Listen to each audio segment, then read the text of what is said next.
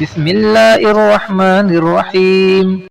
آج کل اکثر مساجد میں یہ دیکھا جا رہا ہے کہ تراویح میں جب حافظ قرات کر رہا ہوتا ہے تو بعض نوجوان پیچھے بیٹھے یا ٹہلتے رہتے ہیں اور بعض لیٹتے ہیں، اور جیسے ہی حافظ رکوع میں جاتا ہے تو یہ لوگ جلدی جلدی نیت باندھ کر نماز میں شریک ہو جاتے ہیں۔ تو ایسا کرنا نہایت مکروہ فعل ہے، کیونکہ ان کا یہ فعل قرآن کریم سے اعراض کے مشابہ ہے، لہذا اس سے اجتناب کرنا چاہیے۔ اس عمل کے ناجائز ہونے کے بارے میں مولانا محمد یوسف لدھیانوی رحمۃ اللہ علیہ اور دوسرے علماء کرام کے فتاوی بھی موجود ہیں۔ لیجیے فتاوی ملاحظہ فرمائیں۔ سوال: تراویح میں جب حافظ نیت باندھ کر قرات کرتا ہے تو اکثر نمازی یوں ہی پیچھے بیٹھے یا ٹہلتے رہتے ہیں، اور جیسے ہی حافظ رکوع میں جاتا ہے تو لوگ جلدی جلدی نیت باندھ کر نماز میں شریک ہو جاتے ہیں، یہ حرکت کہاں تک درست ہے؟ جواب: تراویح میں ایک بار پورا قرآن مجید سننا ضروری اور سنت مؤکدہ ہے۔